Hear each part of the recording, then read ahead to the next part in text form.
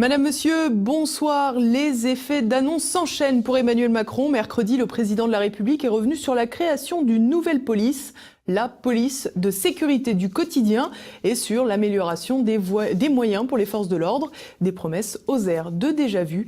Thibaut Bastide. Je vais être très clair avec vous. Je vous demande d'être fort et juste. Juste n'est jamais être faible. Mais nous devons une rigueur implacable dans le contexte qui est le nôtre.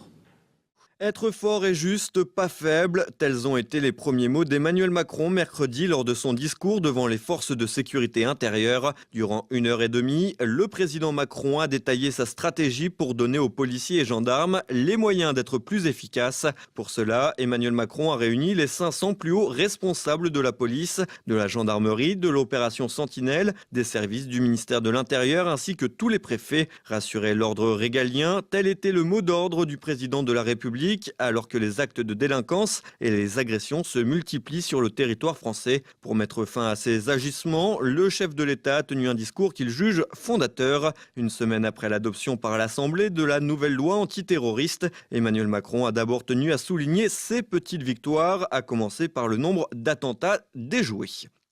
D'abord, bien sûr, dans la lutte contre le terrorisme. C'est votre engagement premier, c'est notre engagement premier.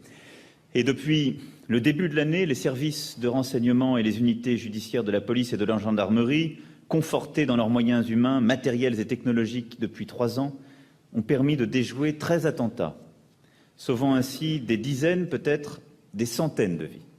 Des dizaines, voire des centaines de vies sauvées. Pourtant, plusieurs attentats ont été commis cette année en France, notamment sur les Champs-Élysées ou encore à Marseille. Emmanuel Macron a donc fait preuve de fermeté lors de ce discours, rappelant l'objectif premier des forces de l'ordre, faire respecter l'autorité. Pour ce faire, le président de la République a dévoilé sa carte secrète, la création d'une police de sécurité du quotidien. Promesse de campagne du candidat Macron, cette police ne sera selon lui pas identique à la police de proximité, symbole de l'échec de la politique sécuritaire de Lionel Jospin, supprimée par Nicolas Sarkozy en 2003. Pourtant, les similitudes sont frappantes. Cette nouvelle force de terrain devrait être au plus près des habitants et développerait une connaissance approfondie des lieux et des habitants qu'elle sera chargée de protéger et d'entendre. Mais les contours de cette police sont encore flous. D'abord prévue pour la fin de l'année, cette police d'un nouveau genre sera finalement mise en place en 2018. Le dispositif sera d'abord expérimenté dans une quinzaine de villes. Cependant, l'annonce présidentielle laisse planer de nombreux doutes. Certains y voient le retour de la police de proximité et les maires craignent une nouvelle fois un manque de moyens. D'ailleurs, aucun budget n'a été annoncé. Un manque de précision qui alerte les syndicats. Ces derniers réclament plus de détails quant aux moyens alloués et un calendrier plus clair. Des craintes bien réelles. Pourtant, Emmanuel Macron avait annoncé le recrutement de 10 000 policiers supplémentaires pour son quinquennat. Mais pour l'instant, nul ne sait où ni quand les nouvelles recrues seront mises en activité.